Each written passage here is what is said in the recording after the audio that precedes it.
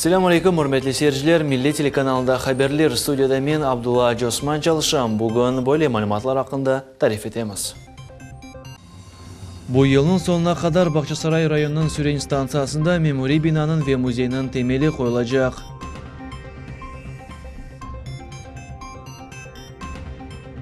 Cankoy rayonunun Kamacı ve Babatay köyleri arasında Pobedna özeni üstünde yerleşken köprünün tamir işleri yekünlendi.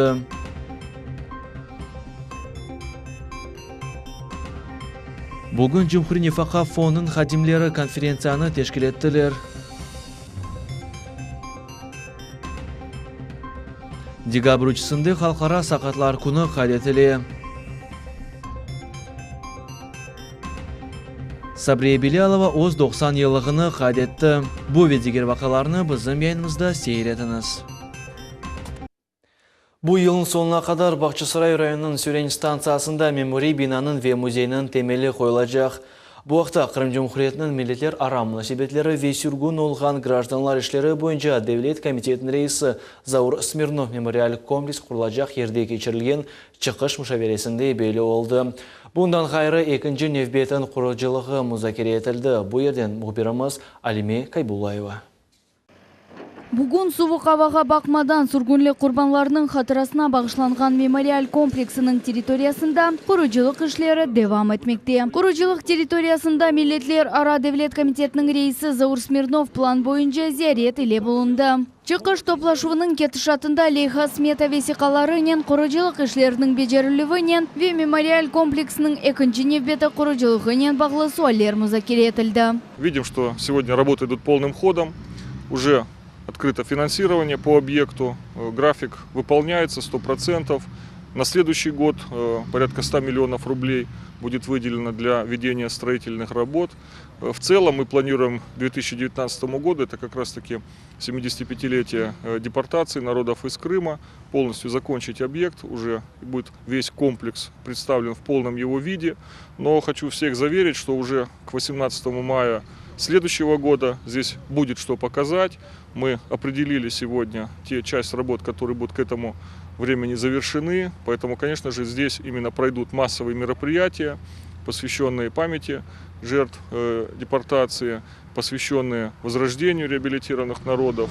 Bahçesaray район мемуриетінің башы Рифат Дердаров өз невбетінде қайдетті ки, сүргінлікке оғыраған эпсі милетлер мемориал комплексінің açılığını беклейлер. Әмде олейха белгіленген мүддетте теслим етілежегіне ишана. Но сегодня мы все видим, что работы идут полным ходом, есть дорожная карта, есть конкретно выделенные суммы. И наш визит сюда сегодня означает тем, что мы приехали посмотреть, что нам не безразличен этот комплекс, что мы будем прикладывать все свои усилия, и насколько мы можем, будем помогать. Потому что не только крымско-татарский народ ждет этого комплекса, потому что мы его заявили во всеуслышание, его ждут все жители Крыма, все депортированные народы, которые были, потому что он будет приурочен именно к депортированным народам Республики Крым. Топлашув кетішатында Лейханың ребері Марсель Камалов келгенлерге мемориал комплексінің макетіні көстерді. Әмде 2017 сене майыс айының башында мемори бина ве музей бинасының зейнетіне кечілежек, sonra Сүрен адлы арифлер композициясы азыр олажақ. Құружилық ішлері график бойынша октябрь айында башланды. Бүгін құружилар темел үшін бетон қоялар. Бұл сененің соңына же мемориет бинаның диварларыны көтермеге планлаштыралар. Первый бетон, значит, на объекте будет завтра. Вот. Дальше мы идем в сторону здания администрации. Эти два здания расположены в непосредственной близости друг к другу. Тоже оно уже, в принципе, там по этому зданию, по котловану, по фундаментам, все, значит, готово. Тоже к заливке, тоже, значит, завтра мы приступаем уже непосредственно к бетонным работам. Рабочий день, значит, тут с 8 до 6 часов, так как в 6 часов уже темнеет, то есть видимость пока не позволяет. Значит, работает техника, экскаваторы, самосвалы, погрузчик тут тоже на месте работает при необходимости. Значит, 10 человек у нас работает сейчас на месте. Бутунле құружилық ішлер екунленмесі 2019 сенеге планлаштырыла. Келечек мемориал комплексы жами музей келсе ве мемори корпустан ибарет олacak. Бүгін құружилық ішлері алып барылмасы үшін изін берілді. Малие кереклі вақытта айрыла. Хатырлатамыз, бу сене майыс 18 күні Сюрен станциясында мемориаль комплексінің бірінші небет açылған еді. Анда юг вагонның копиясы ерлештірілген еді. Бойле вагонларда Қырым халқлары сургун етілген еділер. Енді келечек сененің майыс 18 күнінде бу территорияда буюктен буюк хатыра мерасимлер кечірілігі планлаштырыла. Алимия Кайбулаева, Рамазан Аливапов, Миллет үчүн. Жанкой районун Хамаджи Вебабатай көйлері арасында Победна өзені ұстында ерлешкен көпірнің тамир ішлері өкілленді. Жанкойлілер үчүн бүгінгі күн ади күндегіл, олар үчүн бұл ачылу байрамға чеврілді. Экспертлер айтқанына көре бұл кебі көпірлерінің тамир етілуі ярым ел девамында алып барыла. Мында есе вада етілген вақыттан ерте, яғни 3 айдан сон объект теслим етілді.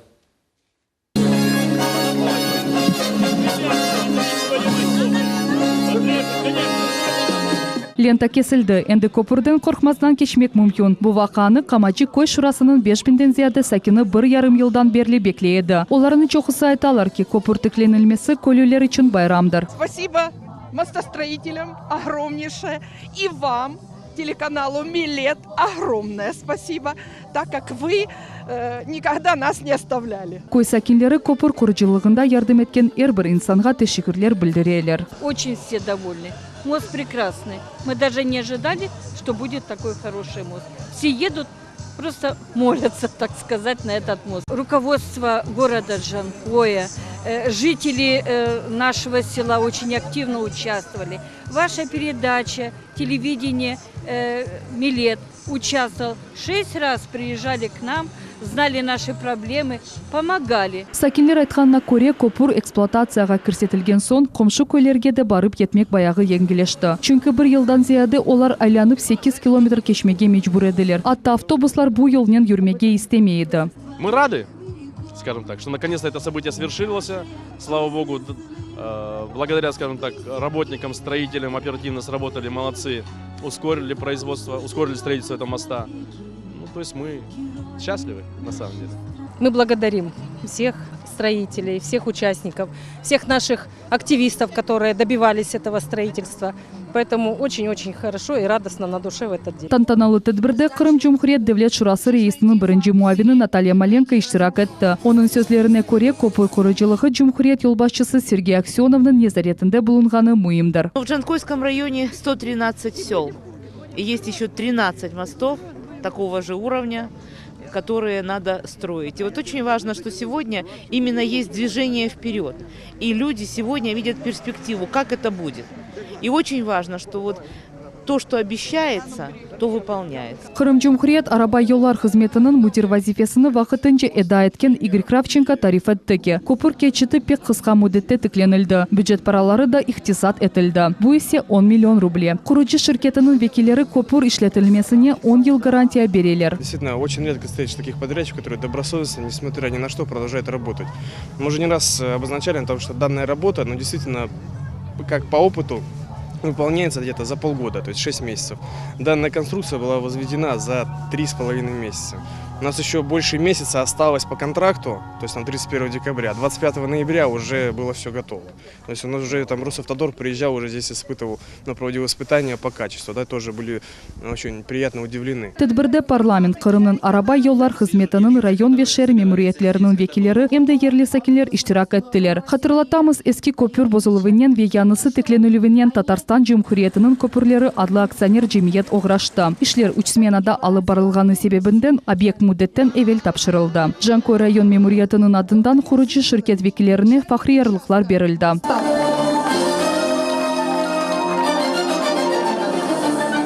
Хатırlatамыз, көпір кешкен сене майыс айында йықылған еді. Ерлі сәкінлерінің чоқтан-чоқ мұражатлары ile телеканалымыздың мұхберлері Жанкой районына бір хач кере барып, бұл меселені айдынлаттылар. Sonra яны көпір құрыжылығы Сергей Аксеновның шахси незаретіне кечті. Камачи ве Бабатай көлері арасында тікленілген көпір ярымадада сонки 6 ел девамында эксплуатацияға кірсетілген бірінші көпір олды. Айша Шылакова, Алишер Алимов, Миллет үчүн. Rusya Federatsiya Devlet Dumasi mebusi Ruslan Balbek regional avto çerçevesinde gражданларның көрішулер keçirem. Emde bu көрішулер bazar ertesi çerşembe ve cuma günleri saat 10'dan saat 16'ga jaq Bijeşi yerinde Kirova sokağının 13. binasında yani Kırım Cumhuriyet Nazirler Şurası'nın 110. odasına geçirilem. Kırış kağıtını almak için telefon 54 00 15. Анда квалификацион укугый ярдым ve Devlet Duma mebusinin adına müracaat yazmak mümkün. Bundan gayrı Devlet Duma mebusi Ruslan Balbek'nin yardımcı vakansiyaları açık. İçtimai cihetten faal ve pervasız insanlar öz rezümelerini kabulhanege ya da ekranlarda gösterilgen elektron adreske yollamak mümkün.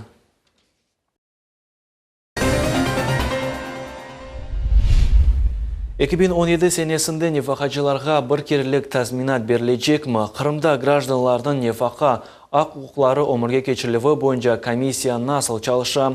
Cumhuriy nefaka fondun xatimleri matbuat konferensiya keçişatında bu ve başka meseleler haqda muzakere keçirdiler. Rusya Nefaka Fondu ile tölengen nefakalarının hepsi çeşitleri fiyatlar ve aylıklar kötürülgenin sebebinden her yıl indeksatsiyadan keçeler. 2017 senenin yanvar ayından tahminen 600 bin nefakacı 5000 rubley miqdarından bir kere tölengen tazminat alacak.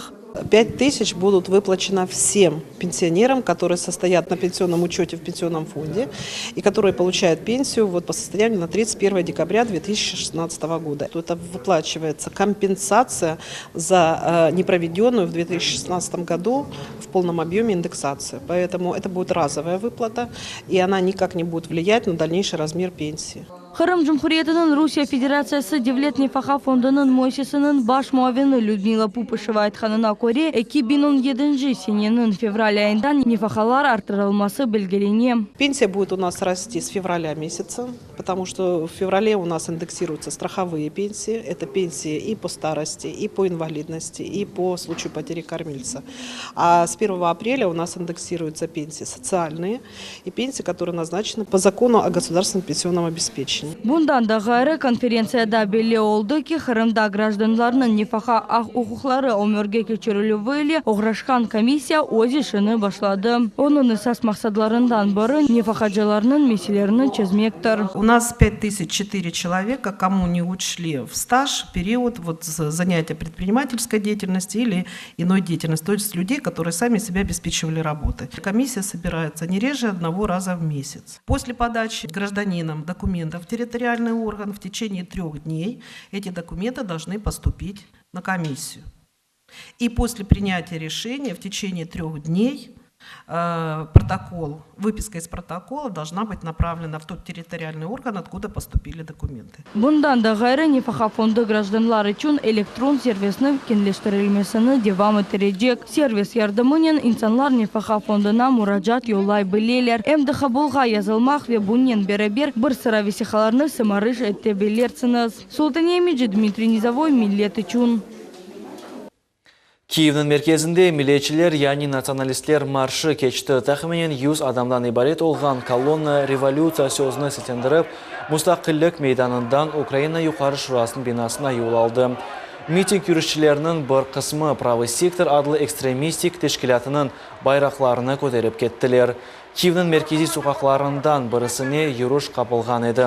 Milliyetçiler aytkanına göre tedbir hakimiyet için takip etilgen. Vatanperverler hakkında hatırlatma olmak gerek edi.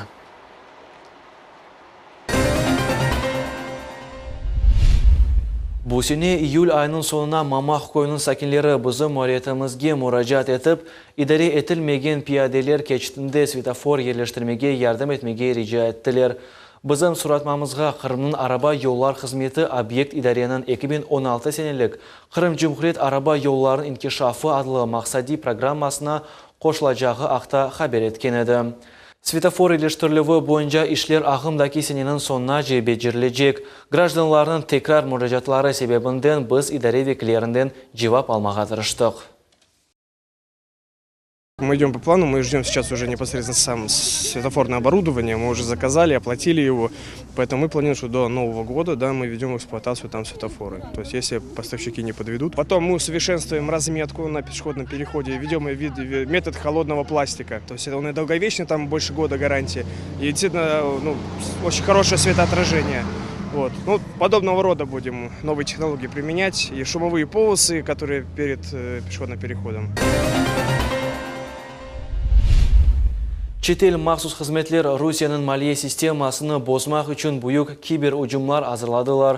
Ucumlar dekabrının 5'inde başlamak gerek ediler dep haber etili Federal Xavfsızlık Hizmeti saytında. İdarede kaydettiler ki Rusiyanın en büyük banklarına ucum yapılmak gerek edi. Menba kaydeti regulatorda hazırlanған kiber ucumlar hakkında bileler ve FSB ile iş alıp barıla. Dekabr 3'inde Halkara Sakatlar Kuni kaydetili. Bu kunge başlanған tedbirler Qırımның çeşit regionlarında kaydetili başladı. Bizim muhbirimiz Gulnara Karimova Kezlevde bulundu. Anda imkanları sınırlı olған balıkçılarını hayırladılar.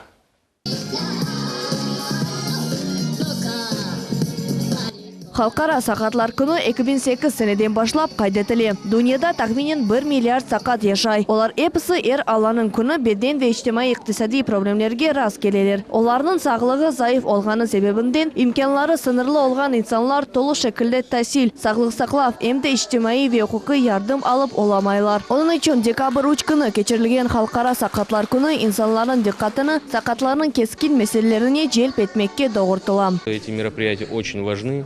У нас на территории нашего города, городского округа Евпатория, как раз-таки проходит ряд мероприятий. Мы уделяем внимание очень большое спорту, развитию спорта для инвалидов. Недавно у нас проходило мероприятие, это адаптивное карате, тоже где участвовали наши дети, относящиеся к данной категории. Завтра у нас приурочено мероприятие к Международному дню инвалидов. Это будет проходить у нас соревнования по дартсу, по пауэрлифтингу. Tedbir teşkilatçıları ayttılar ki evvel yaşlı sakatlarga ziyadece dikkat ayıraydılar. Bugün ise balalarını kuvandırmağa ve onlarga pozitif duygular bağışlamağa karar aldılar. Balalarga oyuncaklar, ana babalarına ise aşağıt mahsulatlar bağışladılar. Bundan gayrı tatlılıklar ile sofra donatıldı ve meraklı yarışlar teşkil edildi. Большое внимание уделить этим детям, которые сейчас вы увидите, и лежачие больные, и кое-как ходячие, и вообще дети-инвалиды. Они очень рады этому. Они хотят какой-то вот интенсивной жизни от взрослых получить, от детей. И вот сегодня Красный Крест решил сделать им именно вот эту встречу. Ruslan Nurmanbetov 13 yaşında o 9 yaşında olğanında onun ayak töblerine ameliyat geçirdiler. Ruslan aytdı ki şimdi o 8. sınıfta okuyor ve sportunu begine. Onun babası Rishad Bey Ruslan her yıl şifahanelerge yönelilgani akta tarif etti. Мне здесь очень нравится. И я рад, что меня пригласили сюда. Как бы здесь подарки будут. Ну, мне, надеюсь, понравится. Мен оğlumni alып келдім бүгін. Шақырған екендер, мына байрамға бақшылар берділер, сау болсындар, балаларын қуандырдылар. 82 yaşlı Saleh Şerfe Kartanan'ı da dikkatsiz kaldırmadılar. İsmail Bey mikrorayon sakini iyun ayında ayak kemigini sındırdı. O vakittan beri yerinden turmay. Şehir memuriyeti Saleh Şerfe Kartanan'a bakşış hazırladı. Bugün ona sakatlar için araba bağışladılar. Keçe jığıldım, ana evde jataydım. Jığıldım, şundan beri jataman. İyun ayından beri. 8. iyunda skoruya alıp gitti. Bek kovandım, sağ olunuz. İyimiz küçükene bolsa da jürermen inşallah. İmkanları sınırlı olğan insanların meseleleri cemiyetimizni tek Halkara Sakatlar Күні degildi, күні ratsızlamak gerek. Çünkü tamam böyle insanlarga ayrı dikkat ayrılmak gerek. Gulnara Karimova, Ömer Mustafaev, Millet üçün. Devamlı ömür geçirmektin sırrını bilmege isteysizmi? Sağlam olmak ve uzun ömür geçirmek için ne yapmalı? Bahçesaray rayon Atçavut koyunun sakini Sabriye Bilalova bunu bile. Bu günlerde karşı oz 90 yılını kaydetti. Bizim televizyon takımız Sabriye Bitay'ını hayırlamak için yol aldı. Ayat sever, kuler yüzlü, emek sever. Aynı böyle sözler ile 90 yaşlı Sabriye Bilalova'nı tasvirlemek mümkün. Oz yaşına ve başından geçirgen ağırlıklarga bakmadan Sabriye Bita pekten dürist, faal ve muniz bir insandır. Dostlar ve tanış insanlar kartını hayırlamağa aşıqalar. Sabriye Bilalova sıcak sözlerden gayrı Rusya Federasyasının prezidenti adından hayırlav mektup aldı. Hayırlavlarga Bahçesaray rayon memuriyetinin başı Rifat Derdarov da koşuldu. Конечно, послушав ее судьбу, тут слеза сама наворачивается, сколько она перенесла, сколько она в жизни увидела. Это действительно очень тяжело. И на фоне этого хотелось бы, конечно, нашей молодежи пожелать, прежде всего, да, вот любите старых, любите пожилых людей, да, вот относитесь к ним добросовестно, да, потому что жизнь бумерангом, она всегда вернется. А бабушке хотелось бы пожелать, чтобы она прожила насколько можно было больше, и те, которые на цели, мысли поставили, что это все свершилось. А мы, в свою очередь, будем всячески со всех сторон стараться помогать. Бүгін Сабрия Билялова ғасынен берабер яшай бутун эвишлеріні қарти озы бежере. Сабрия бита аш пішіре эв жиштыра атта бостан ішлеріні бежермеге етіштіре. Uzun omur keçirmekнің сырыны бита дайми тырышувда etmekте көре. Мына екі қарт отырамыз. Мына қардашым 86 yaşında. Екіміз, мен он бақам 90 yaşında olsam da. Мен sabah тұрып шыққам ана барға. Не тапсам оны етем. Тырнайым, yapraklarını жиштырам, сыпырам. Әрбір şeyin озып бетімді. Шүкір Аллахқа. Allah'a şükür. Yaşayışıma abijasta etmeyeyim. Только mına bu gaz meselesi pek kıynayım yani. Тебесүмге бақмадан Сабрия қартына кечмішні пек сық хатырлай. Мында есе көз яшсыз олмай. Женг девірінде Сабрия қызчық анасына, аптесіне ве қартанасына көй хожалық ішлерінде ярдым етеді. Бұндан да ғайры бабасынен берабер гежелернен партизанларға аш ве урба ташы еділер. Sonra o немселерге esirlikке тұшты. Анда о эф içinde ең пұсыр ішлеріні бежермеге мecbur еді. Сабрия бита айта ки анда бір малханеде айванларнен геже кечірген вақт да oldu. Битаның сөзлеріне көре esirlikте кечірген 3 yıl devamında ювынмаға чаре olmadı. Сабрия Билялова фахри ярлықлар ве идеялер ile тақдырленген еді. 1991 сене Қарти Бақчысарай районының Атчеут көйінде evчік сатын алып, аля bu күнге қадар bu yerде omur кечіре. Ama қартны ратсызлаған бір меселе бар, bu gaz yoksuzlığıdır.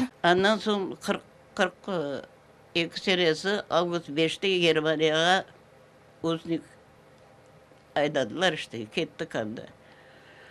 3,5 yıl anda olup Hazaka koluna çekişip kaytıp gelip anam babam kıdırıp barıp Samarkand'dan taptım. Barsam bir ufak ev çıktı. Babam küçük kuracıyım eve. Anam babalarından evde. En küçüğüne kardeşim 42 senesin babasıydı. Kızcık. 5-6 bala. Babam bir ne yasan, ağaçtan bir soğuru dayan. Onun üstüne toban toşagenler, tobanın üstüne bir yorgan, o yorgan 5-6 adam üstüne, bir ana bir mında tartıp. Bir şey yok başka, bir çanak bulaban, bir de kaşık. Komşu azbarda yaşagan Zera Usmanova vaqt yardım elini uzatmağa hazır. Bu kadın ailenin en yakın dostu. O vaqt kartlarının yanında. Onların gücü ve ısrarlığı ile hayretleniyor. Үйде hep şinoz yapa. Огородlarında bakamnatmen garip duvarlarında slap çıktı. Hep şinoz yapa. Aşın suğun aşlarında pek lezzetli pişire. Bu yaşında Baqçısarayga Simferopol'ge barıp bazarını hep şinoz yapa. Мына қардашында бақа, Алла саулықтарын берсін, екісі отыралар. Пек яқшы адам. Алла да ұзақ өмір берсін. Бір даққа спокойно отырмай. Вот это просто молодым пример. Рефат Дердаров білдіргеніне көре қысқа мүддет девамында Қартиның газ меселесіні чезмеге ярдым етежек. Bizim телеканалымыз ise өз невветінде Сабрия Билялованы доған күнінен хайырлай. Сағлық ветек ей хаберлер тілей. Алиме Кайбулаева, Рамазан Аливапов, Миллет үшін.